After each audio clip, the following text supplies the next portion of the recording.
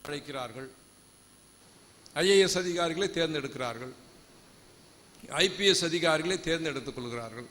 அப்போ ஒரு ஐபிஎஸ் அதிகாரி, ஒரு போலீஸ் துறை அதிகாரி போலீஸ்கார மாதிரி நடக்கணும், ஐஏஎஸ் அதிகாரி ஒரு அட்மினிஸ்ட்ரேட்டர் மாதிரி நடக்கணும். அந்த அழைப்புக்கு ஏற்ற தகுதி, அந்த கெட்டப், அந்த தகுதியோடு அவன் நடந்து கொள்ள வேண்டும்.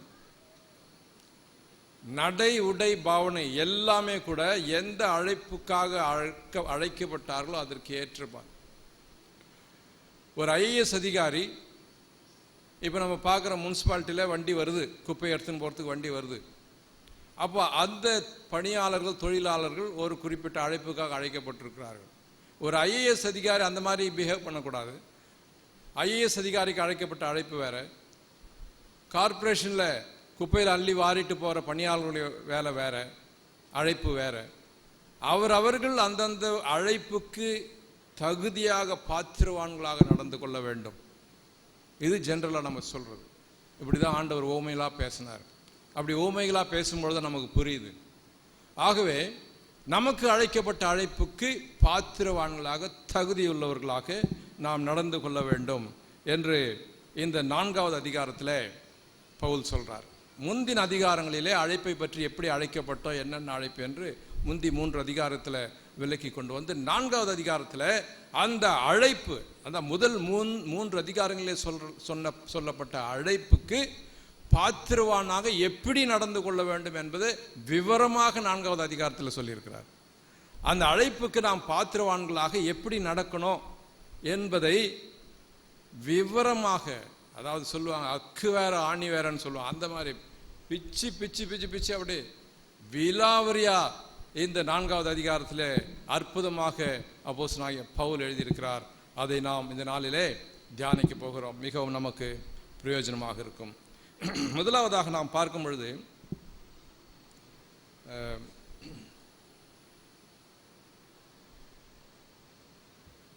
முன்னுரையில் நான் சொல்ல விரும்புவது என்னன்னா, நமக்கு எல்லாருக்குமே தெரியும் நாம் எதற்காக அழைக்கப்பட்டிருக்கிறோம். நமக்கு தெரியும் நாம் ரட்சிக்கப்படும்படியாகவும் பிறரை ரட்சிப்புக்கு நடத்தும்படியாகவும் அழைக்கப்பட்டிருக்கிறோம். இந்த உண்மை நமக்கு எல்லாருக்குமே தெரியும். இதை குறித்து முந்தின 3 அதிகாரங்களிலே பவுல் பேசியிருக்கிறார். எதற்காக நாம் அழைக்கப்பட்டிருக்கிறோம்? ரட்சிக்க தான் நம்ம கர்த்தர் அழைத்தார். நாம் ரட்சிக்கப்படும்படியாகவும் பிறரை ரட்சிப்புக்குள்ளே நடத்தும்படியாகவும் கர்த்தர் நம்மை அழைத்திருக்கிறார். இந்த உண்மையானது எல்லா விசுவாசிகளுக்கும் தெரியும். ஆனால் சில பேர் கிறிஸ்துவ விசுவாசிகளுக்கு இது தெரியாது. அதனால தான் நான் சொன்னேன், வித்தியாசமான இடங்களில் பேசும்போது வேறு மாதிரி பேசணும்னு. இப்போ வேறு இடத்துல ஒரு பேர் கிறிஸ்துவ சபையில் நான் பேசினேன்னா இந்த வசனத்தை கொண்டு நான் இதை குறித்து தான் பேசுவேன். நீங்கள் எதற்காக அழைக்கப்பட்டீங்க? நீங்கள் ரட்சிக்கப்படும்படி அழைக்கப்பட்டிருக்கிறீங்க. நீங்கள் மாத்திரம் ரட்சிக்கப்பட்டால் போதாது, மற்றவர்களையும் ரட்சிப்புக்கு அழைக்கும்படியாக அழைக்கப்பட்டிருக்கிறீங்க என்பதை குறித்து தான் நாம் பேச முடியும். ஆனால் இங்கே இந்த சபையில் நாம் பேசும் பொழுது பவுல் என்ன மீன் பண்ணாரோ அதை நான் நேரடியாக உங்களோட பேச விரும்புகிறேன். 4வது அதிகாரத்தில் பவுல் என்னென்னலாம் சொல்லியிருக்கிறாரோ அதை உங்களோடு விவரமாக நான் பகிர்ந்து கொள்ள விரும்புகிறேன். பாருங்கள், பிலிப்பியர் 3வது அதிகாரத்தில் 14வது வசனத்தை வாசிக்கலாம். பிலிப்பியர் 3:14வது வசனம். கிறிஸ்து இயேசுவுக்குள்ளாக தேவன் அழைத்த பரம அழைப்பின் பந்தய பொருளுக்காக, தேவன் அழைத்த பரம அழைப்பின் பந்தய பொருளுக்காக லக்கை நோக்கி தொடர்கிறேன், லக்கை நோக்கி ஓடுகிறேன். பாருங்க, ஆகவே இங்கே பிலிப்பியருக்கு எழுதும்போது பவுல் என்ன சொல்றாரு? ஒரு பரம அழைப்புக்காக தேவன் என்னை அழைத்திருக்கிறார். ஒரு பந்தய பொருள் எனக்கு முன்பாக வைத்து ஒரு பரம அழைப்பை எனக்கு கொடுத்திருக்கிறார். ஆகவே நான் அழைக்கப்பட்டது எதற்காக? ஒரு பரம அழைப்புக்காக. நான் ரட்சிக்கப்பட்டு பரலோகத்திலே நான் அவரோடு சேர்ந்து இணைந்து வாழ வேண்டும். அதான் பரம அழைப்பு, அதான் பந்தய பொருள். பந்தய பொருள் என்பது தேவனுடைய ராஜ்யத்தை நான் சுதந்திரித்துக் கொள்ள வேண்டும். இந்த உலகத்திலே நான் வாழும்போது தேவனுடைய ராஜ்யம் எனக்குள்ளே வரணும். நான் இந்த உலகத்தை விட்டு கடந்து போகும்போது அந்த தேவனுடைய ராஜ்யத்திற்குள்ளே நான் பிரவேசிக்கணும். இதுதான் பரம அழைப்பு. அந்த பந்தய பொருளை பெற்றுக்கொள்ளும்படியாக ஓடுகிறேன். இந்த உலகத்தில் நான் ஜீவிக்கும் பொழுது எனக்குள்ளே, என் இருதயத்துக்குள்ளே, என்னுடைய வாழ்க்கையிலே தேவனுடைய ராஜ்யம் முழுமையாக வரணும். இதுதான் பந்தய பொருள். இந்த உலகத்தில் ஜீவிக்கும் பொழுது என் உடம்புல உயிர் இருக்கிற வரைக்கும் என்னுடைய பந்தய பொருள் என்னன்னு சொன்னால் தேவனுடைய ராஜ்யம் எனக்குள்ளே முழுமையாக இறங்க வேண்டும். தேவனோடு இயேசுவோடு நான் இணைந்து இந்த பூமியிலே நான் வாழ வேண்டும் தான் பந்தய பொருள். இந்த உலகத்தை விட்டு கடந்து போகும் பொழுது தேவனுடைய ராஜ்யத்துக்குள்ளே நாம் பிரவேசிக்கணும். அதுதான் என்னுடைய பந்தய பொருள் என்று சொல்லி பவுல் சொல்றாரு. அந்த பந்தய பொருளை பற்றி கொள்ளும்படியாக ஓடுகிறேன். ஓடும் பொழுது அந்த பந்தய பொருளை பெற்றுக்கொள்ள ஒரு ஸ்போர்ட்ஸ்மேன் ஒரு ரன்னிங் ரேஸில் பாருங்க, 400 மீட்டர்ஸ் ரன்னிங் ரேஸ் இருக்கு, 1500 மீட்டர்ஸ் ரன்னிங் ரேஸ் இருக்கு. 400 மீட்டர் ஓடுறவங்க 1500 மீட்டர் ஓட மாட்டாங்க. ஏன்னா இதுக்குரிய தகுதி வேற, அதுக்குரிய தகுதி வேற, இதுக்குரிய பிராக்டிஸ் வேற, அதுக்குரிய பிராக்டிஸ் வேற. 1500 மீட்டர்ஸ்ன்னு சொல்லும் பொழுது கிரவுண்டை சுற்றி சுற்றி சுற்றி சுற்றி 10 தடவை ஓடி வருவாங்க. அப்போ தான் 1500 மீட்டர்ஸ் கம்ப்ளீட் ஆகும். 400 மீட்டர்ன்றது இங்கேருந்து அங்கே ஓடுவாங்க, ஸ்ட்ரைட்டாக ஓடுவாங்க, ஒரே ஸ்ட்ரெச்சு. இப்போ இதுக்குரிய பிராக்டிஸ் வேற, அதுக்குரிய பிராக்டிஸ் வேற, இதுக்குரிய தகுதி வேற, அதுக்குரிய தகுதி வேற. அதான் எந்த அழைப்புக்கு அழைக்கப்பட்டார்களோ அதுக்கு ஏற்ற மாதிரி அவங்க நடந்துக்குவாங்க. 400 மீட்டர் ஓடக்கூடிய பந்தயத்தில் ஓடக்கூடிய ஸ்போர்ட்ஸ்மேன் ஒரு மாதிரி தகுதியாக இருப்பாங்க. 1500 மீட்டர் ஓடுறவங்க வேற மாதிரி இருப்பாங்க. எந்தெந்த அழைப்புக்கு அழைக்கப்பட்டுமோ அதுக்கு ஏற்ற போல் நாம் தகுதியாக இருக்க வேண்டும். நம்மை கர்த்தர் எதற்கு அழைத்தார்? ஒரு பரம அழைப்பின் பந்தய பொருளை கொடுத்து அதற்காக நம்மை அழைத்திருக்கிறார். அதுக்கு நம்ம தகுதியுள்ளவர்களாக இருக்கணும். தகுதியுள்ளவர்களாக இருக்கும் பொழுதுதான் அந்த அழைப்புக்கு ஏற்றபடி நாம் நடந்து கொள்ள முடியும் என்று சொல்லி எப்படியெல்லாம் தகுதியுள்ளவர்களாக நாம் இருக்க வேண்டும் என்று இந்த 4வது அதிகாரத்தில் மிக அருமையாக விளக்கி கொண்டு வருகிறார். ஹல்லேலூயா, கர்த்தருக்கு ஸ்தோத்திரம். பாருங்க, அந்த பரம அழைப்பின் பந்தய பொருளை கர்த்தர் நமக்கு கொடுத்து நம்மை அழைத்திருக்கிறார். ஒன்று. இரண்டாவது, மத்தேயு 4வது அதிகாரத்தில் 19வது வசனத்தில் இன்னொரு அழைப்பை கூட கொடுத்திருக்கிறார். வாசிங்க, மத்தேயு 4:19. என் பின்னே வாருங்கள், உங்களை மனுஷரை பிடிக்கிறவர்களாக்குவே என்றார். கர்த்தருக்கு ஸ்தோத்திரம். இயேசு தம்முடைய சீஷர்களை அழைக்கும் பொழுது இங்கே 2வது நோக்கத்தை அவர்களுக்கு வெளிப்படுத்துகிறார். என்ன நோக்கம் வெளிப்படுத்தினாரு? உங்களை மனிதர்களை பிடிக்கிறவர்களாக்குவேன். இது வரைக்கும் மீன் பிடிச்சிட்டு இருந்தீங்க, அதை விட்டுட்டு வாங்க, உங்களுக்கு வித்தியாசமான ப்ரொஃபஷனில் நான் லீட் பண்ண போகிறேன், வித்தியாசமான தொழிலை உங்களுக்கு கொடுக்க போகிறேன். இனிமேல் உங்கள் தொழில் என்னன்னு சொன்னால் மீன் பிடிக்கிறது இல்லை, ஆட்களை பிடிக்கிறது, மனுஷரை பிடிக்கிறது. ஆகவே 2 விதமான நோக்கத்தோடு நாம் அழைக்கப்பட்டு இருக்கிறோம் என்று நமக்கு தெரியும். ஒன்று, நாம் ரட்சிக்கப்படும்படியாக, மற்றது மற்றவர்களை ரட்சிப்புகளை நடத்தும்படியாக என்று நமக்கு தெரியும். இந்த 2 விதமான நோக்கங்கள், இந்த அழைப்பை நாம் நிறைவேற்ற வேண்டும் என்று சொன்னால், அழைக்கப்பட்ட இந்த அழைப்பை நாம் நிறைவேற்ற வேண்டும் என்று சொன்னால் நாம் அதற்கு எப்படி தகுதியுள்ளவர்களாக, பாத்திரவான்களாக நடந்து கொள்ள வேண்டும் என்று சொல்லி இந்த 4வது அதிகாரத்தில் பவுல் சொல்றார். ஆகவே முக்கிய கருத்தாக நான் சொல்ல விரும்புவது என்னன்னு சொன்னால் 3 கருத்துக்களை நாம் பார்க்கலாம். ஒன்று, நமது அழைப்பை குறித்து நாம் தெரிந்து கொள்ள வேண்டும். நம்பர் 1, நம்முடைய அழைப்பு என்னன்னு நம்ம தெரிந்து கொள்ள வேண்டும். நம்ம அழைப்பில் 2 விதமான அழைப்பு இருக்கிறது. இன்னொரு 2 விதமான அழைப்பை குறித்து நான் சொல்லும்போது, பொதுவான அழைப்பு என்று ஒன்று இருக்கிறது. எல்லா விசுவாசிகளுக்கும் வேத வசன அடிப்படையிலே எல்லா கிறிஸ்தவர்களுக்கும், எல்லா விசுவாசிகளுக்கும் பொதுவான ஒரு அழைப்பு இருக்கிறது. அதே நேரத்தில் ஒவ்வொரு விசுவாசிக்கும், ஒவ்வொரு கிறிஸ்தவனுக்கும் குறிப்பிட்ட அழைப்பு இருக்கிறது. கர்த்தர் உங்களை அழைத்த அழைப்பு வேற இருக்கலாம், என்னை அழைத்த அழைப்பு வேற இருக்கலாம், நம்ம குடும்பத்திலே இருக்கிற 4 பேர்ல 4 பேருக்கு வித்தியாசமான அழைப்பு இருக்கலாம். ஒவ்வொருவருக்கும் குறிப்பிட்ட ஒரு அழைப்பை கர்த்தர் வைத்திருக்கிறார். பொதுவாக எல்லா விசுவாசிகளும், எல்லா கிறிஸ்தவர்களுக்கும் கொடுக்கப்படுகிற அழைப்பு ஒன்று உண்டு. குறிப்பிட்ட விதத்தில் ஒவ்வொரு கொடுக்கப்படுகிற அழைப்பு உண்டு. இதை குறித்தெல்லாம் அங்கே பேசியிருக்கிறார். ஸ்தோத்திரம். ஆகவே முதலாவதாக மொத்தம் நான் ஒரு 7 பாயிண்ட்ஸ் இங்கே வச்சிருக்கிறேன், 7 குறிப்புகள் வைத்திருக்கிறேன். அதில் பொதுவான அழைப்பை பற்றி நாம் முதல்ல பார்க்க போகிறோம். பொதுவான அழைப்பில் ஒரு 5 குறிப்புகளும், குறிப்பிட்ட அழைப்பில் ஒரு 2 குறிப்பும் கூட நான் உங்களுக்கு வைத்திருக்கிறேன். அதை குறித்து நாம் மிக விவரமாக பேசி சில காரியங்கள், நமக்கு தெரிந்த காரியங்கள் தான், ஆனாலும் கூட இவைகளை உறுதிப்படுத்திக் கொள்வது நமக்கு மிகவும் பிரயோஜனமாக இருக்கும். இந்த பொதுவான அழைப்பை குறித்து நாம் பார்க்கும் பொழுது பாருங்க, என்ன சொல்றார்? வசனம் 4லேருந்து 6 வரைக்கும் வாசிங்க. 4, 5, 6 வாசிங்க. உங்களுக்கு உண்டான அழைப்பினாலே உங்களுக்கு உண்டான அழைப்பினாலே நீங்கள் ஒரே நம்பிக்கைக்கு அழைக்கப்பட்டது போல ஒரே நம்பிக்கைக்காக நீங்கள் அழைக்கப்பட்டு இருக்கிறீங்க.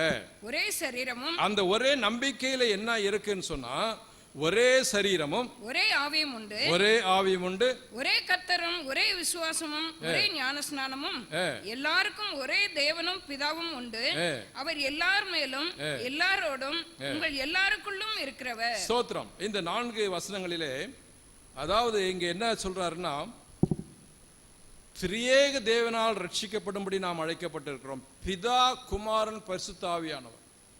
பிதாவாகிய தேவன், குமாரனாக இயேசு கிறிஸ்து, பரிசுத்த ஆவியானவர், மூன்று பேரும் இணைந்து trinity in unity, unity in trinity, திரு ஏக, மூன்றில் ஒன்றானவர், மூன்றில் ஒன்றான தேவனால் ரட்சிக்கப்படும்படியாக நாம் அழைத்திருக்கிறோம். அதான் இங்கே விவரமா சொல்றாரு.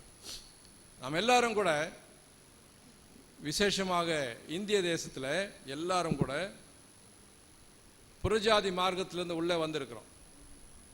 விசேஷமாக இந்து மார்க்கத்திலிருந்து உள்ளே வந்திருக்கிறோம்.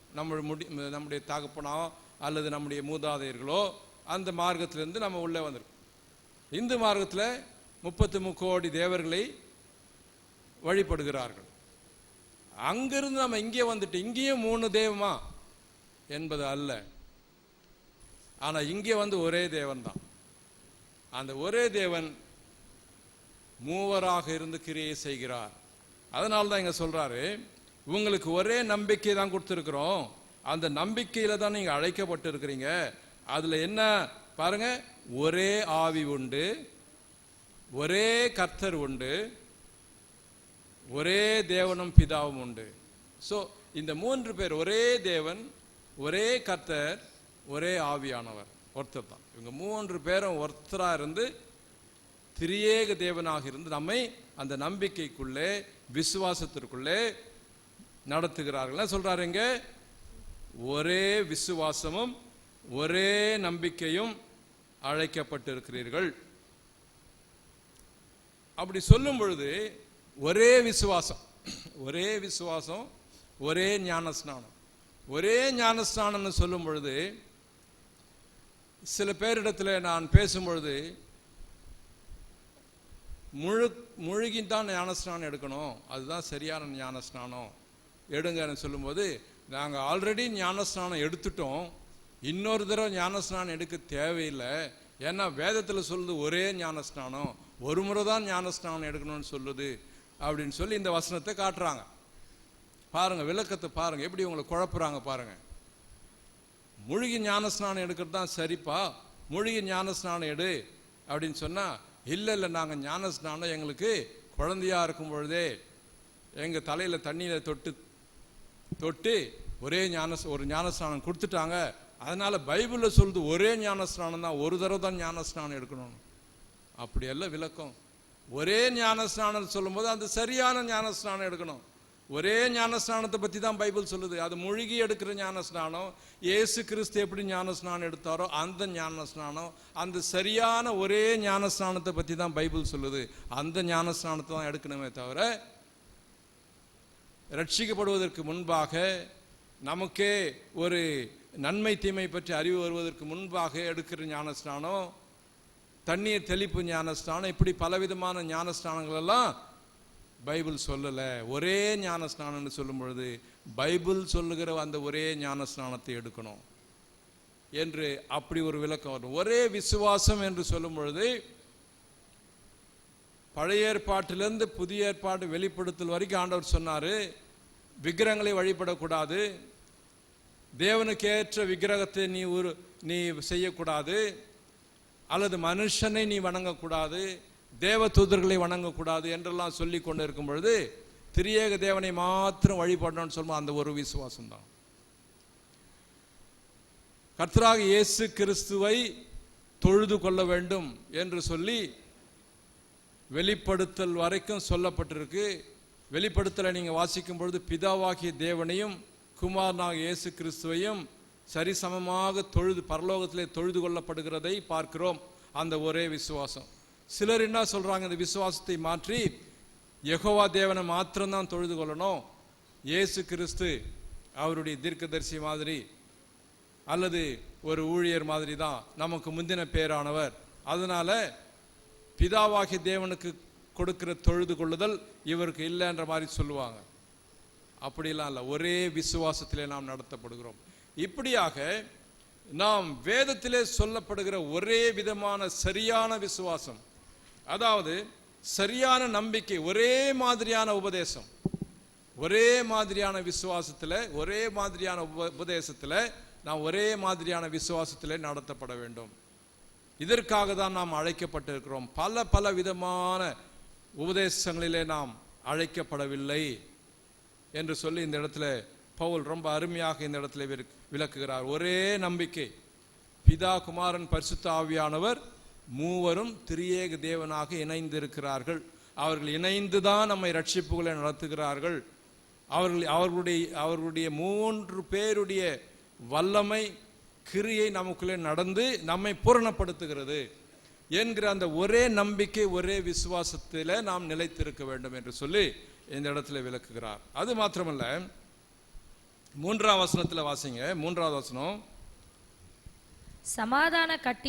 சமாதான கட்டினாலே ஆவியின் ஒருமையை காத்துக்கொள்வதற்கு ஜாக்கிரதையாய் இருங்கள். ஆவியின் ஒருமையை காத்துக்கொள்ள வேண்டும். சபைக்குள்ளே விசுவாசிகளாக நாம் எல்லாரும் கூட ஒருமைப்பாட்டில் இருக்க வேண்டும், ஒரு மனதில் இருக்க வேண்டும், ஒரே திங்கிங் இருக்கணும். எல்லாருக்கும் ஒரே விதமான திங்கிங் இருக்கணும். வேற வேற வேற மாதிரி திங்கிங் இருக்கக்கூடாது. வேற வேற மாதிரி திங்கிங் இருந்தால் சரீரம் தான் இங்கே இருக்குமே தவிர ஆவி இணைந்து இருக்காது. ஆவி இணைந்து இருக்கணும். இப்போ நம்ம ஒரே உபதேசத்திற்குள்ளே நாம் நடத்தப்படும் பொழுது ஒரே நோக்கம் நமக்கு இருக்கணும்.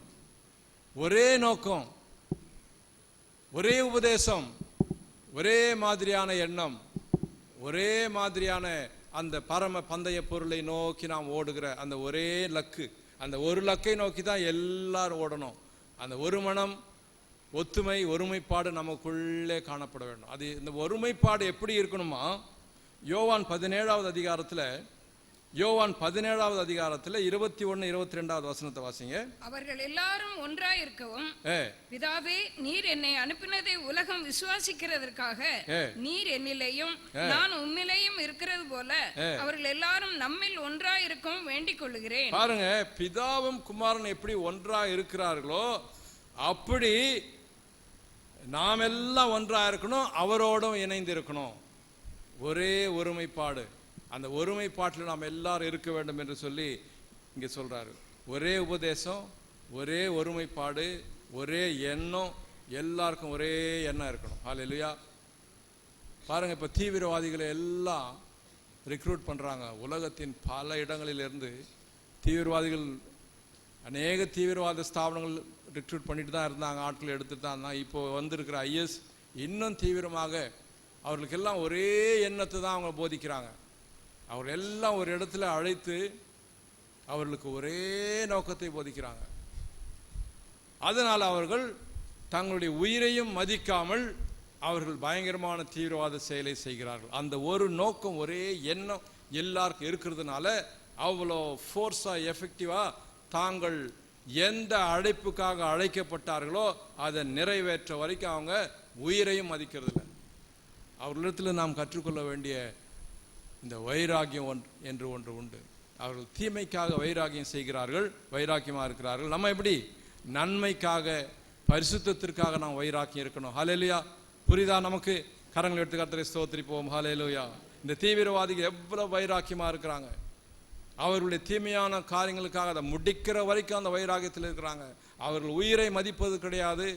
அவர்கள் தங்களுடைய சுக துக்கங்கள் எல்லாவற்றையும் கூட மறந்து, அவர்களுக்கு வசதி அதெல்லாம் பார்க்கறதே கிடையாது. எத்தனையோ மைல்கள் வனாந்திரத்தில், காட்டு பகுதியில் கூட நடந்து வந்து, சாப்பாடு தண்ணி இல்லாமல் கூட அவங்க நடந்து வந்து அவருடைய நோக்கத்தை நிறைவேற்றும்படியாக எங்கிருந்தோ எந்த தேசத்துக்கோ எப்படி தான் விசா கிடைக்குது, எப்படி தான் போகிறாங்க, எப்படி தான் ஃப்ளைட்டில் ஏறுறாங்கன்னு தெரியல, போயிட்டு எங்கேயோ போய் அட்டாக் பண்ணுறாங்க. ரொம்ப ஆச்சரியமாக இருக்கிறது.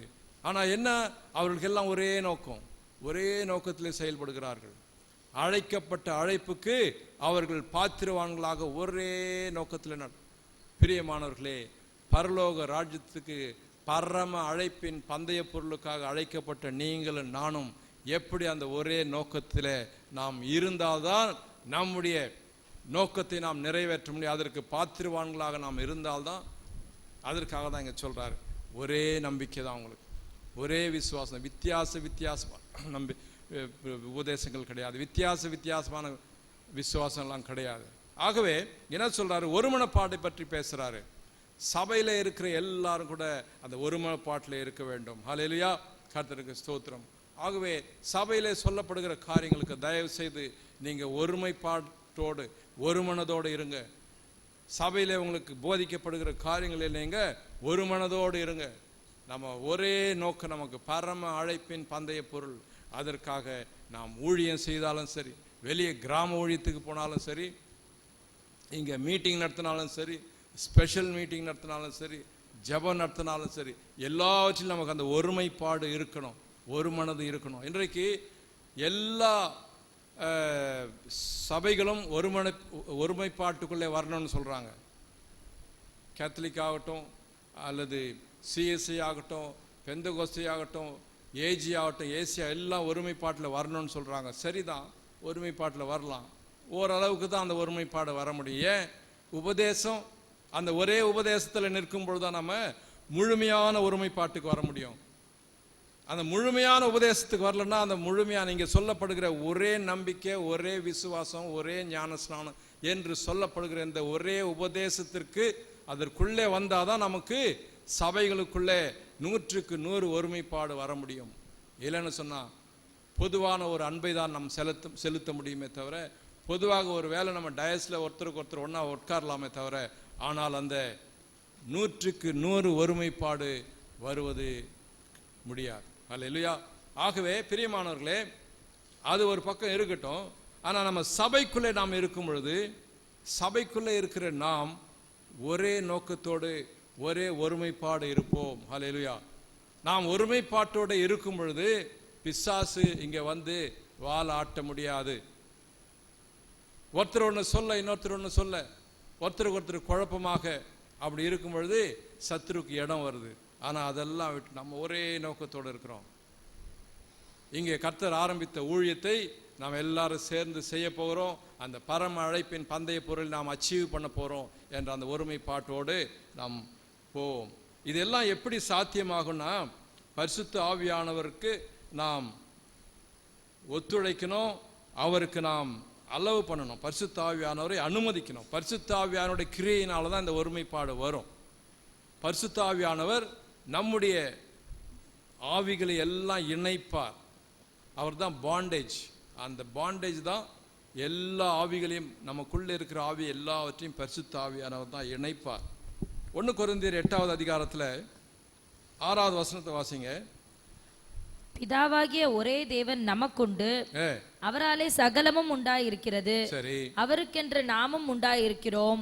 இயேசு கிறிஸ்து என்னும் ஒரே கர்த்தரும் நமக்குண்டு, அவர் மூலமாய் சகலமும் உண்டாயிருக்கிறது, அவர் மூலமாய் நாமும் உண்டாயிருக்கிறோம். பாருங்க, பிதாவாகிய தேவன், குமாரனாகிய கிறிஸ்து, இவர்களுக்காக நாம் உண்டாயிருக்கிறோம். இதுதான் ஒரே நோக்கம். இந்த ஒரே நோக்கத்தை நமக்குள்ளே நிறைவேற்றுகிறவர், நமக்குள்ளே உணர்த்துகிறவர் பரிசுத்த ஆவியானவர். 12வது அதிகாரத்தின் 3வது வசனத்தை கூட வாசிங்க. ஆதலால் தேவனுடைய ஆவியினாலே பேசுகிற எவனும் இயேசுவை சபிக்கப்பட்டவன் என்று சொல்ல மாட்டான். பரிசுத்த ஆவியினாலே அன்றி இயேசுவை கர்த்தர் என்று ஒருவனும் சொல்லக்கூடாது என்றும் உங்களுக்கு தெரிவிக்கிறேன். பரிசுத்த ஆவியானவர் ஒருத்தனுக்கு உணர்த்தினாதான் இயேசு கிறிஸ்துவினாலும் பிதாவினாலும் நாம் இணைக்கப்பட்டிருக்கிறோம், ரட்சிக்கப்பட்டிருக்கிறோம் என்ற இந்த உண்மையை முழுக்க முழு மனதோடு ஒருத்தன் ஏற்றுக்கொள்ள முடியும், பேச முடியும். பரிசுத்த ஆவியானவர் ஒருத்தர் உணர்த்தும் பொழுதுதான். 1 பேதுரு 1:2 கூட வாசிங்க. பிதாவாகிய தேவனுடைய முன் அறிவின்படியே ஆவியானவரின் பரிசுத்த வாக்குகளினாலே கீழ்ப்படிதலுக்கும் இயேசு கிறிஸ்துவினுடைய ரத்தம் தெளிக்கப்படுதலுக்கும் தெரிந்து கொள்ளப்பட்ட பரதேசிகளுக்கு எழுதுகிறதாவது. பாருங்க, இங்க திரியேக தேவனுடைய கிரியை இங்கே ரொம்ப அருமையா பேதுரு விளக்குறார். பாருங்க, திரியேக தேவனுடைய கிரியை ஒருவரில் நடக்கிறத எவ்வளவு அருமையாக விளக்குறாம. மீண்டும் வாசிங்க.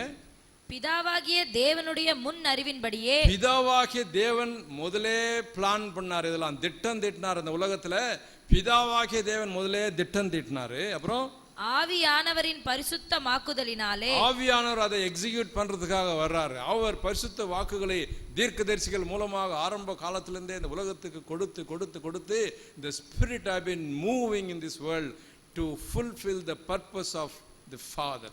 பிதாவுடைய பர்பஸ், நோக்கத்தை நிறைவேற்றுவதற்கு ஆதி முதலே பரிசுத்த ஆவியானவர் இந்த உலகத்துல மூவாய் கிரியை செய்து கொண்டே இருக்கிறார். அதுக்கப்புறம் என்ன ஆகுது வாசிங்க. கீழ்ப்படிதலுக்கும் இயேசு கிறிஸ்துவினுடைய ரத்தம் தெளிக்கப்படுதலுக்கும். அப்போ வராரு இயேசு குமாரனாக இயேசு கிறிஸ்து. பிறகு வந்து தம்முடைய ரத்தத்தை கொடுத்து அந்த ரத்தத்தை சிந்துதலினாலே நம்மை பரிசுத்தப்படுத்துகிறார். அந்த பரம அழைப்பின் பந்தய பொருள் அங்கே நமக்கு முன்பாக வைக்கப்பட்டிருக்கிறது. பிதாவாகிய தேவனும் பரிசுத்த ஆவியானவரும் குமாரனாகிய கிறிஸ்துவும் திரியேக தேவன் வந்து 3 பேரும் நம்மை அந்த ரட்சிப்புக்குள்ளே நடத்தும்படியாக, சர்வ லோகத்தின் ரட்சிப்புகளை நடத்தும்படியாக, பரிசுத்தத்துக்குள்ளே நடத்தும்படியாக உலகத்தின் ஆரம்பத்திலிருந்து கிரியை செய்து கொண்டு வருகிறார்கள். இந்த சத்தியத்தை, இந்த ஒரே நம்பிக்கையை, இந்த ஒரே விசுவாசத்தை, ஒரே ஞான ஸ்நானத்தை நாம் ஏற்றுக்கொண்டவர்களாக ஒருமைப்பாட்டோடு இந்த ஒரே நோக்கத்திற்காக நாம் கிரியை செய்யணும். அதற்காக தீவிரவாதிகள் அந்த ஒரே நோக்கத்திற்காக என்ன வேணாலும் செய்ய தயாரா இருக்கிறாங்களோ, எதை வேணாலும் இழக்க தயாரா இருக்கிறாங்களோ, அப்படி நீங்களும் நானும் எதை வேணாலும் இழக்க தயாராக இருக்கணும். கர்த்தருக்கு ஸ்தோத்திரம். கர்த்தர் சொன்னார், என்னை ஒருவன் பின்பற்ற விரும்பினால் தன்னுடைய சிலுவையை எடுத்துக்கொண்டு, சிலுவைன்னு சொல்லும்போது we should be ready to sacrifice anything. அவரோட சிலுவையில் அறையப்பட நாம் ஆயத்தமுள்ளவர்களாக இருக்கணும். தீவிரவாதிகள் நமக்கு எக்ஸாம்பிளா இருக்கிறாங்க. இதுக்காக பாருங்க. ஹல்லேலூயா. கர்த்தருக்கு ஸ்தோத்திரம். இருக்கட்டும். அடுத்த குறிப்புக்காக நான் போக விரும்புகிறேன். 2வது குறிப்புல என்ன சொல்றாரு? 11வது 12வது வசனத்தை கூட வாசிங்க. மேலும் நாம் அனைவரும் தேவனுடைய குமாரனை பற்றும் விசுவாசத்திலும் அறிவிலும் ஒருமைப்பட்டவர்களாகி கிறிஸ்துவனுடைய நிறைவான வளர்ச்சியின் அளவுக்கு தக்கதாக பூர்ண புருஷராகும் வரைக்கும் பரிசுத்தவான்கள் சீர்பொருந்தும் பொருட்டு சுவிசேஷ ஊழியத்தின் வேலைக்காகவும் கிறிஸ்துவின் சரீரமாகிய சபையானது பக்தி விருத்தியை அடைவதற்காகவும். போதும் பாருங்க. 2வது நோக்கம் என்ன சொல்றாரு? அவர் அழைத்த அழைப்பு எதற்காகன்னு சொன்னா, நாம் திரியேக தேவனாலே ரட்சிக்கப்பட்டு இந்த சத்தியங்களை எல்லாம் அறிந்து கொள்வது மாத்திரம் அல்ல. முதல் குறிப்பில் நான் என்ன சொன்னேன்? திரியேக தேவனாலே, திரியேக தேவனுடைய கிரியை இந்த உலகத்தின் ஆரம்பத்திலிருந்து மனுஷர்கள் மத்தியில திரியேக தேவன் கிரியை செய்து கொண்டிருக்கிறார். பிதாவானவர் திட்டம் தீட்டினாரு, பரிசுத்த ஆவியானவர் கீழே இறங்கி வந்து அதை எக்ஸிக்யூட் பண்றாரு. அதை கடைசியாக ஃபைனல் ஸ்ட்ரோக் கொடுக்கறதுக்காக குமாரனாகிய கிறிஸ்து வந்து தன்னுடைய ரத்தத்தை சிந்தி அவருடைய ரத்தத்தை தெளிக்கிறதுனாலே அந்த ரட்சிப்பை உண்டாக்கினார். திரியேக தேவனும் கிரியை செய்து அந்த ரட்சிப்பை நமக்கு கொடுத்து, ரட்சிப்பை குறித்த அறிவை நமக்கு கொடுத்திருக்கிறார்கள். ஆகவே இந்த திரியேக தேவனாலே நாம் ரட்சிக்கப்படுகிற அழைப்புக்கு நாம் அழைக்கப்பட்டு இருக்கிறோம். அந்த அழைப்புக்கு நாம பாத்திரவான்களாக எப்படி நடந்து கொள்ளலாம்னு சொன்னா, அந்த ஒரே நம்பிக்கை, ஒரே விசுவாசம், அந்த ஒரே ஞான ஸ்நானத்துல நாம் எல்லாரும் ஒருமைப்பாட்டில் இணைந்தவர்களாக இருக்கணும். அதே ஒரே திங்கிங் நமக்கு வரணும். அந்த ஒரே திங்கிங் வரும்பொழுதுதான் அந்த அழைப்புக்கு நாம் பாத்திரவான்களாக நடந்து கொள்ள முடியும். சபைக்குள்ளே நமக்கு அந்த ஒருமைப்பாடு வரணும். அந்த ஒருமைப்பாடு வரும்பொழுதுதான் நாம் பாத்திரவான்களாக நடந்து கொள்ள முடியும் என்று நாம் பார்த்தோம். 2வது குறிப்பில் என்ன சொல்றாரு? இந்த திங்கிங் வந்துட்டு, இந்த ரட்சிப்பை நாம் பெற்றுக்கொண்டு இந்த ஒரே பந்தய பொருளை பெற வேண்டும் என்ற அந்த திங்கிங், நமக்கு அந்த எண்ணம் இருந்தால் மாத்திரம் போதாது. we have to move forward. நாம் வளரணும். எவ்வளவு தூரம் வளரணும்? பூர்ண வளர்ச்சிக்கு வளரணும். பூர்ண வளர்ச்சி என்று சொல்லும்போது what is the limit, what is the yard stick அப்படின்னு சொல்லும்போது நம்முடைய ஆண்டவராக இயேசு கிறிஸ்து நமக்கு யார்ட் ஸ்டிக். அவர் எவ்வளோ வளர்ந்திருக்கிறாரோ அவ்வளோ தூரம் நாம் வளருவதற்காக அவரை நமக்கு ஒரு அளவுகோலாக வைத்து, ஒரு பெஞ்ச் மார்க்காக அவரை வைத்து நாம் இந்த பூரணத்தை நோக்கி நாம் கடந்து போக வேண்டும்.